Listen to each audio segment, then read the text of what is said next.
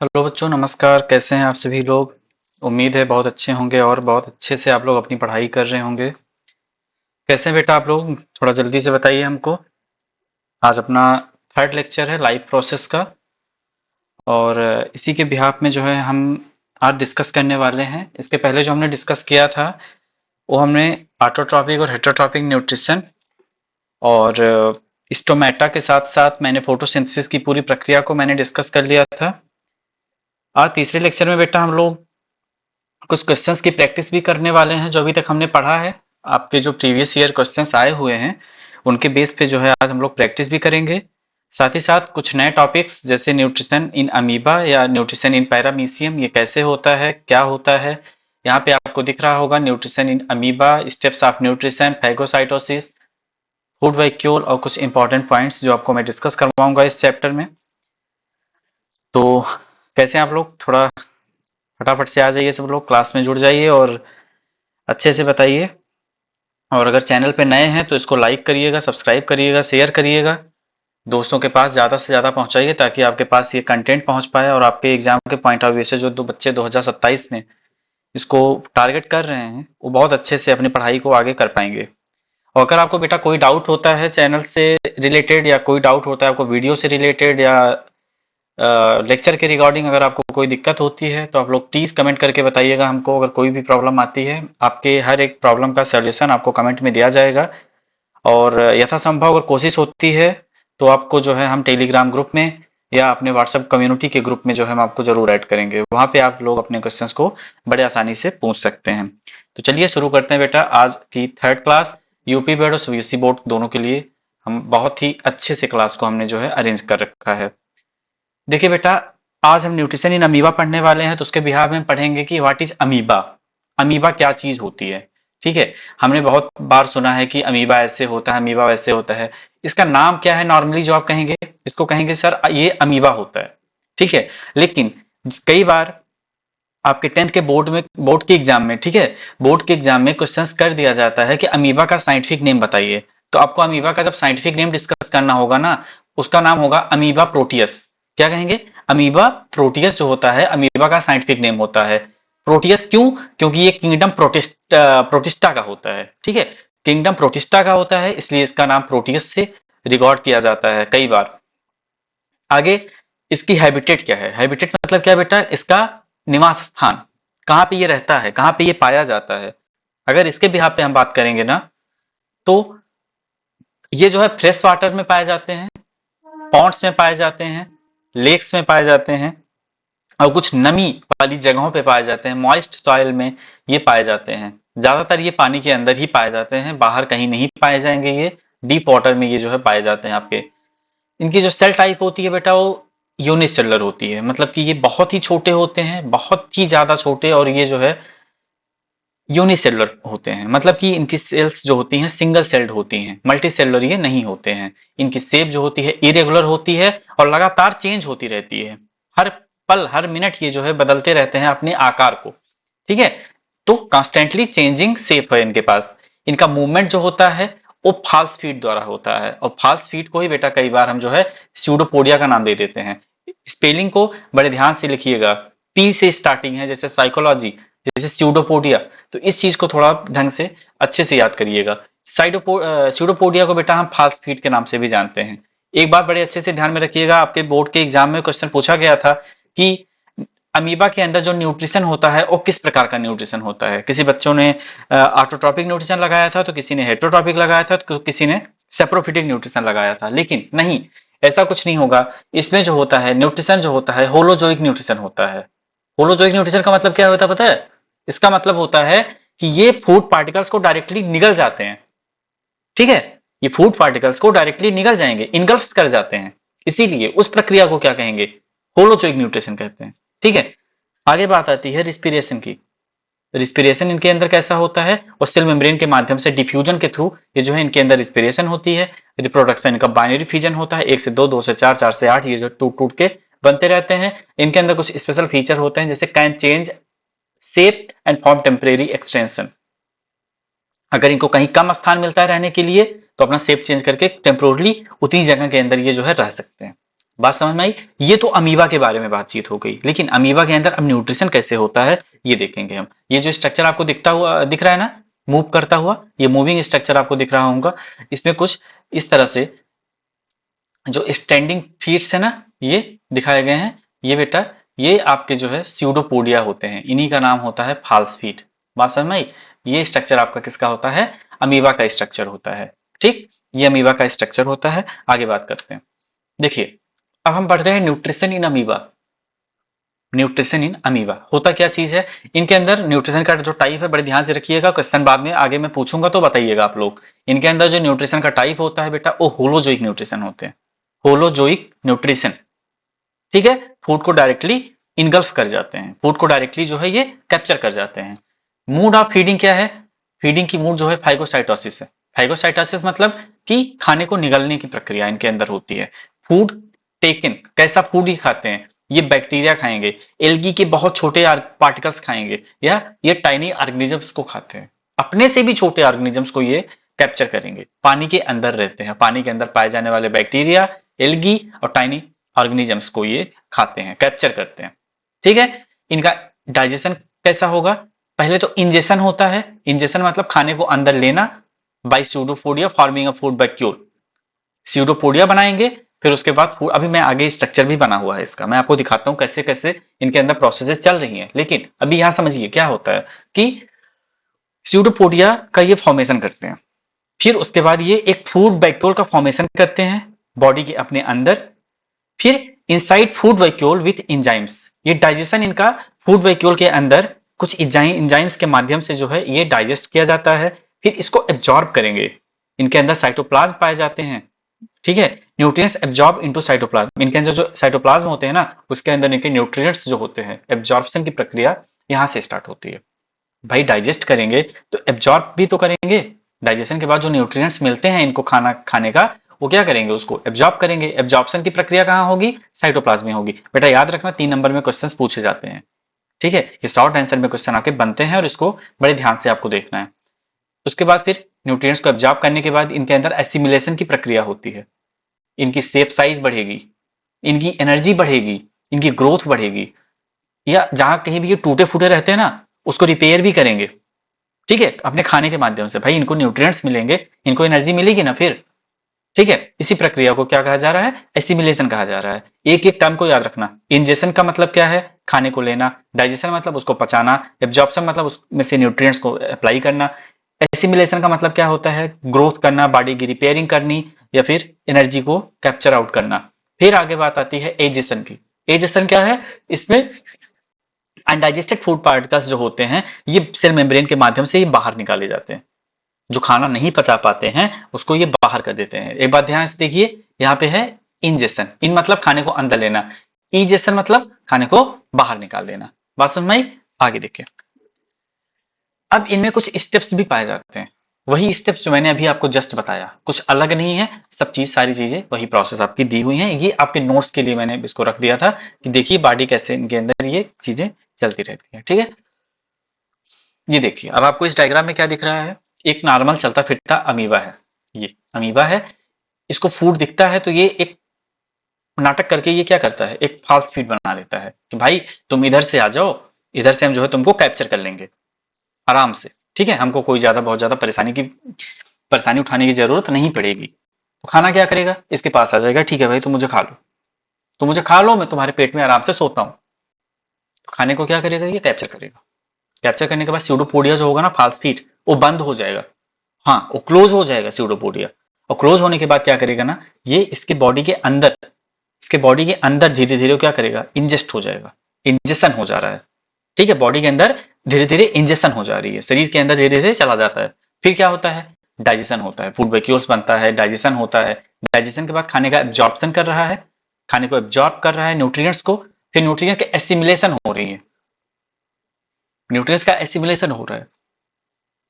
कहीं भी अगर इनके बॉडी पार्ट्स अगर कहीं भी टूटे फूटे या कोई ऐसी समस्या अगर आती है, उसको सही करते हैं। और जो खाना बच जाता है या इनका पेट भर जाता है, तो खाने को फिर लास्ट वाली प्रक्रिया से अपने वो इजेशन कर देते हैं, खाने को बाहर निकाल देते हैं। बात समझ में आई? इस तरह से स्यूडोपोडिया का फंक्शन होता है, यही सूडोपोडिया का फंक्शन होता है जो पूरे के पूरे न्यूट्रिशन अमीबा के न्यूट्रिशन में हेल्प करता है। Nutrition in amoeba was very helpful with the help of pseudopodia. आगे बात करते हैं, ये देखिए न्यूट्रिशन कैसे ले रहा है ये सूडोपोडिया देखिए बना, ये वाला स्ट्रक्चर सूडोपोडिया का है, खाने को पकड़ता है, कैप्चर कर लेता है अपने अंदर, फूड वैक्यूल बना लेता है, जैसे ही कैप्चर करेगा और खाने को फिर क्या करेगा, आराम से डाइजेशन की प्रक्रिया में पूरी तरह से फॉलो अप करता है। जो बचे हुए खाने रहते हैं देखिए बाहर निकला लास्ट में, एक बार फिर से देखिए इसको, स्यूडोपोडिया यहाँ से फूड पार्टिकल्स यहाँ पे अंदर गया, अंदर जाने के बाद खाना कैप्चर होता है, कैप्चर होने के बाद फूड वैक्यूल बनाता है, फूड वैक्यूल के बाद उसको एसिमुलेट करेगा, एब्जॉर्ब करेगा और फिर उसको बाहर निकाल देगा। यही होता है पूरी पूरी प्रक्रिया न्यूट्रिशन के अंदर। आगे आती है बेटा न्यूट्रिशन इन पैरामीशियम। पैरामीशियम कुछ नहीं, सिर्फ सीलिया के माध्यम से सारी की सारी प्रक्रिया कुछ उसी तरह से जैसा आपने अमीबा में पढ़ा है। इसकी बॉडी के अंदर, पूरी बॉडी के अंदर इसके जो है ये सीलिया पाए जा रहे हैं, जो आप सफेद सफेद दिख रहे हैं ना, ये बहुत छोटे छोटे छोटे छोटे स्ट्रक्चर्स कुछ इस तरह से ये पाए जाते हैं। इनकी बॉडी के ऊपर सीलिया पाई जाती है, सीलिएटेड बॉडी होती है इनकी, present all over the body, take in food, जो ये बॉडी इनका फूड को कैप्चर आउट करती है and at a specific spot उसको खाने को क्या करती है, खाने को चप्पल नुमा संरचना में होते हैं ना, ये चप्पल नुमा संरचना में पाए जाते हैं, तो ये क्या करेंगे, बॉडी को, ये फूड को क्या करेंगे, कैप्चर करेंगे और कैप्चर करने के बाद पूरी बॉडी में जैसे जैसे प्रक्रिया तुम्हारी अमीबा में हुई थी, सेम कुछ वैसे ही प्रक्रिया जो है इनके अंदर भी इन्वॉल्व होती है। ठीक है, आगे देखिए, अब हम कुछ प्रीवियस ईयर क्वेश्चंस की बात करेंगे। इतनी तक, इतनी समस्या अगर कहीं पे आती है बेटा, आप हमसे पूछ सकते हैं, आप हमसे बात कर सकते हैं, आप चैनल पे कमेंट करके हमसे सवाल पूछ सकते हैं। अगर कोई डाउट आता है, कुछ प्रॉब्लम होती है, अच्छा लगता है क्लास को, तो एक बार सेशन को लाइक लाइक करिएगा, शेयर करिएगा, सब्सक्राइब करिएगा चैनल पे अगर नए होंगे तो, क्योंकि नया चैनल है, डेवलप चैनल है और मुझे पढ़ाने का एक्सपीरियंस भी बहुत है। मैं आज से नहीं पढ़ा रहा, मुझे पढ़ाते पढ़ाते, और मैंने बहुत रिजल्ट भी दिए हैं क्लास 9th और 10th के बिहाफ पे या 11th 12th के बिहाफ पे, मैंने बच्चों को बहुत पढ़ाया है, मैंने बहुत जो है रिजल्ट भी इसके थ्रू दिया हुआ है पढ़ा के। अभी तक तो मैं जो है ऑफलाइन ही पढ़ाया, लेकिन अब मैं जो है ऑनलाइन में मैं चीज़ों को डिस्कस करता हूँ, तो फिर बच्चे कैप्चर आउट करते हैं कि सर कह क्या रहे हैं, अपनी आम बोलचाल की भाषा में हमें पढ़ना कैसे, समझना कैसे है, ये आपको देखना है बेटा। ठीक है, अब धीरे धीरे आगे बढ़ते हैं अपने क्वेश्चन की ओर। ज्यादा क्वेश्चन नहीं, सेशन देखिए बहुत छोटा छोटा रखा जा रहा है, आराम आराम से क्लासेस को आपकी करवाई जा रही हैं, जिससे आप बड़े आसानी से अपने क्लास को कवर कर पाएं, घर पे रिवीजन कर पाएं और उसके बाद उसको जो है नोट्स भी प्रॉपर बना पाएं इसी वीडियो के लेक्चर के माध्यम से। आगे बात करते हैं, the process of taking in food is called. अभी तक जो आपने पढ़ा ना, उस सारे टॉपिक से क्वेश्चंस को मैंने उठाया हुआ है। ये पहला क्वेश्चन बताइएगा आप लोग, मैं वेट कर रहा हूं, आप लोग बताइए। The process of taking in food is called, एक ऐसी प्रक्रिया जिसमें खाने को अंदर लिया जाता है, खाने को अंदर लिया जाता है, तो उस प्रक्रिया को क्या कहेंगे बेटा, इंजेशन कहेंगे। और ये बात याद रखना बेटा, ये सारे के सारे तुम्हारे पीवाईक्यू क्वेश्चंस हैं, पीवाईक्यू क्वेश्चंस हैं, ये क्वेश्चंस आपके पूछे जाते हैं, ना कि सिर्फ इसमें, बल्कि ये स्टेट एग्जाम्स में भी पूछे जाते हैं, ये वनडे एग्जाम्स में भी क्वेश्चंस पूछे जाते हैं, तो तैयारी बहुत अच्छे से करिएगा। ठीक है, अब पहला क्वेश्चन का आंसर क्या होगा, इंजेक्शन होगा, आंसर नंबर बी। ठीक है, आगे क्वेश्चन देखिए, organisms that make their own food are. उम्मीद है आप लोग को चीजें क्लियर हो पा रही है ना, क्लियर इन सेंस कि आपको जो है स्क्रीन में कोई प्रॉब्लम नहीं आ रही है, आपको पीपीटी बहुत अच्छी समझ में आ रही है, स्लाइड्स बहुत अच्छे लग रहे होंगे, और उसके जो मटेरियल्स मैंने बहुत देखी, बहुत मेहनत से आपके लिए मैंने बनाया है इन सब चीज़ों को, बहुत पूरा दिन, एक पूरा दिन लग जाता है पूरी चीज़ों को मैनेज करने में, एडजस्ट करने में, मटेरियल्स को ढूंढने में, इकट्ठा करने में, और उसके बाद फिर आपके लिए जो है उसको आपके सामने लेके आने में, तो बहुत सारी चीज़ों का सामना जो है करना पड़ता है, बहुत डिफिकल्टीज होती हैं इसके बिहाफ में। तो धीरे धीरे करके अभी चैनल डेवलप हो रहा है, तो आपके लिए बहुत ही अच्छे मटेरियल्स का हम इस्तेमाल करेंगे। आगे चल के जो है हम आपके लिए जो है डिजिटल बोर्ड या व्हाइट बोर्ड की मदद से, अगर आपको ज़रूरत पड़ेगी, अगर आपको लगेगा कि हाँ सर ऐसे पढ़ाना चाहिए, तो आप बताइएगा, तो मैं जो है उसकी भी व्यवस्था कर लूंगा। फिलहाल मुझे ये कंफर्टेबल लगता है कि मैं इससे ही पढ़ाऊँ, आप लोग मुझे आराम से सुने, स्क्रीन देखें, मुझे देखने की कोई खास बहुत ज़रूरत है नहीं, स्क्रीन देखिए, स्क्रीन देखने के बाद जो है आप पढ़िए जो आपको पढ़ाया जा रहा है। ठीक है, ये क्वेश्चन बताइए, इसका आंसर बताइए आप लोग। क्वेश्चन पूछा है बेटा, organisms that make their own food are. Organism जो अपना खाना खुद से बनाते हैं, जो अपना खाना खुद से बनाते हैं, क्या कहे जाएंगे, हेटरोट्रॉप कहे जाएंगे, सेप्रोफाइट्स, ऑटोट्रॉप या पैरासाइट। अपना खाना खुद से बनाते हैं वो कहे जाएंगे ऑटोट्रॉप्स। ठीक है। हेटरोट्रॉफ जो दूसरे पे डिपेंड रहते हैं, ये इसका आंसर नहीं होगा। सेप्रोफाइट सड़े गले ऑर्गेनिजम्स पे पाए जाएंगे। ऑटोट्रॉफ्स ये इसका करेक्ट आंसर हो जाएगा। और पैरासाइट जो होता है एक दूसरे के ऊपर रहते हैं और उसको जो है मार के खत्म कर देते हैं। आंसर नंबर सेकंड का ऑप्शन सी हो जाएगा। ठीक है, आगे क्वेश्चन देखिए। Which mode of nutrition is seen in fungi? Question फंसा दिया गया। किस तरह का न्यूट्रिशन फंजाई के अंदर पाया जाएगा? बहुत ध्यान से समझिएगा, बहुत ध्यान से सुनिएगा। मैंने क्वेश्चन पढ़ाया हुआ है पिछले वाली क्लास में। अगर आपने पिछली क्लास देखी है और नहीं देखी है तो एक बार प्लीज जाकर उस क्लास को देखिएगा। उस क्लास के माध्यम से ये क्लास आपको आराम से समझ में आ जाएगी। Which mode of nutrition is seen in fungi? किस तरह का न्यूट्रिशन फंजाई के अंदर दिखता है? तो आप कहेंगे कि सर सेप्रोफिटिक, क्योंकि फंजाई जो है डेड एंड डिकेइंग ऑर्गेनिजम्स के ऊपर पाए जाते हैं ना। फंजाई जो है आपके डेड एंड डिकेइंग ऑर्गेनिजम्स के ऊपर पाए जाते हैं, तो ये सेप्रोफिटिक न्यूट्रिशन हो जाएगा। होलोजोइक क्या है मैंने बताया अभी, ऑटोट्रॉपिक और पैरासिटिक मैंने एक्सप्लेन कर दिया है। ठीक है, answer number option number C हो जाएगा इसका। Raw materials for photosynthesis. Photosynthesis के लिए रॉ मटेरियल क्या है? देखिए ग्लूकोज होगा। अरे बिल्कुल नहीं, ग्लूकोज तो इसका तो इंड प्रोडक्ट बनता है। इंड प्रोडक्ट O2 इसका बाई प्रोडक्ट बन जाता है।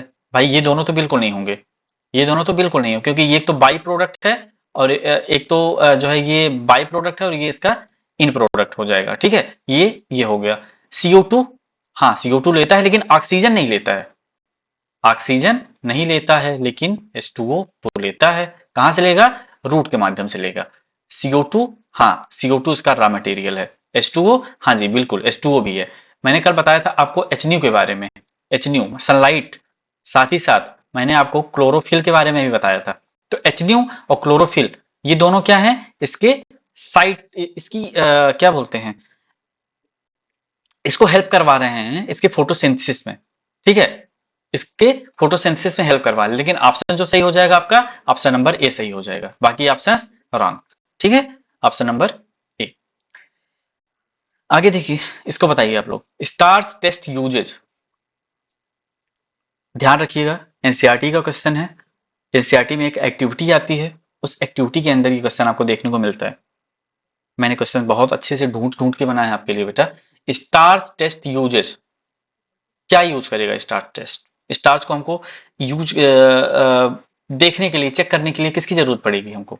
आयोडीन की जरूरत पड़ती है। आयोडीन, अल्कोहल पीने की जरूरत होती है, पानी पिया जाता है, एसिड पिया जाता है। ठीक है, तो ये तमाम चीजें हैं बेटा। मजाक कर रहा था, अल्कोहल पी मत लीजिएगा भाई, बिल्कुल पीने वाली चीज नहीं है ये। ऑप्शन क्या हो जाए? आयोडीन हो जाएगा। ठीक है, आगे देखिए अगला क्वेश्चन क्या है बेटा। Opening and closing of stomata, ये तो बच्चों का सवाल है भाई, क्लास 6, 7, 8 के बच्चे बता देंगे इसको। Opening and closing of stomata is controlled by epidermal, ना ना ना ना, जाइलम, इससे तो सर पानी ऊपर आता है। फ्लोएम, ये तो पूरे प्लांट बॉडी के अंदर जो है आपके फूड को संचालित करेगा, पूरे खाने को ट्रांसपोर्ट करेगा। मेन का फंक्शन किसका है? हाँ सर, गार्ड सेल का फंक्शन है कि गार्ड सेल आपकी जो है सही हो जाएंगे। आंसर नंबर बी आपका सही हो जाएगा। अमीबा सोच, अमीबा कौन सा न्यूट्रिशन दिखाता है? मैंने आपको बता रखा है। ऑप्शन नंबर कौन सा हो जाएगा बताइए? मैंने आपको इसको बता रखा है। ऑटोट्रॉपिक बिल्कुल नहीं, सेप्रोफिटिक बिल्कुल नहीं, पैरासिटिक बिल्कुल नहीं होगा। होगा कौन सा? होलोजोइक न्यूट्रिशन होगा। बात समझ में आई? आगे क्वेश्चन नंबर 8 देखिए। अमीबा फीड्स ऑन, अमीबा क्या खाता है? किस पे डिपेंड रहता है अपने खाने के लिए? हवा में? अरे भैया रहता तो पानी में, तो हवा कहां से खाएगा? सॉयल, मिट्टी, रहता ही नहीं है सॉयल में भाई। मॉइस्ट सॉयल में रहता है लेकिन अंदर रहता है ना, नमी नमी में रहता है। मिट्टी कहां से खाएगा? केचुआ थोड़ी है। लाइट, पौधा भी तो नहीं है, तो रहेगा खाएगा क्या? बैक्टीरिया, छोटे छोटे एल्गी वगैरह खाएगा। बात समझ में आई? Option number B. Energy stored in food as, energy stored in food as, जो खाना हमारे लिए नहीं, प्लांट्स के रिगार्ड में बात हो रही है। प्लांट्स के रिगार्ड में, प्लांट्स जो है अपना जो खाना ग्लूकोज बनाता है, जिसको आप ब्रैकेट आप जो है कार्बोहाइड्रेट भी कहते हैं, वो कार्बोहाइड्रेट आपका स्टार्च जो होता है किसके फॉर्म में बना? भाई आपने पढ़ा था फोटोसिंथेसिस में कि लाइट एनर्जी जो है आपकी, लाइट एनर्जी चेंज हो रही है किसमें? केमिकल एनर्जी के अंदर आपकी चेंज हो रही है। यही केमिकल एनर्जी क्या है बेटा? इसी के फॉर्म में आपका एनर्जी जो होता है स्टोर किया जाता है। बात समझ में आई? Option number B. End product of photosynthesis is, end product देखो बेटा, एक होता है बाई प्रोडक्ट, ठीक है, एक होता है बाई प्रोडक्ट। बाई प्रोडक्ट क्या होगा? बाई प्रोडक्ट होता है बेटा आपका ऑक्सीजन जो बाहर निकलता है, ठीक है, ऑक्सीजन जो बाहर निकलता है, साथ ही साथ ग्लूकोज, प्रोटीन, फैट या विटामिन। विटामिन बिल्कुल नहीं होगा, फैट बिल्कुल नहीं होगा, प्रोटीन बिल्कुल नहीं होगा, हाँ सर ग्लूकोज जो है इसका बिल्कुल सही जवाब हो जाएगा। तो इसी के साथ जो है थैंक यू सो मच, आपने क्लास में इतना आपने समय दिया है। तो बेटा यहाँ तक आए हो तो वीडियो को जरूर लाइक करके जाना, सब्सक्राइब करना, कमेंट करना, शेयर करना, बताना कैसे आपको क्लास लगी है, आपका टीचर कैसा लगा आपको, आपको कंटेंट कैसा मिल रहा है, आपको क्या नोट्स प्रॉपर बन पा रहे हैं आपके, क्या अच्छे से आप पढ़ पा रहे हैं, तमाम चीजें डिस्कस करिएगा, बताइएगा आप कैसा आपको लग रहा है, आपकी क्लासेस कैसी चल रही हैं, ठीक है। All the best, thank you so much, love you guys, bye bye.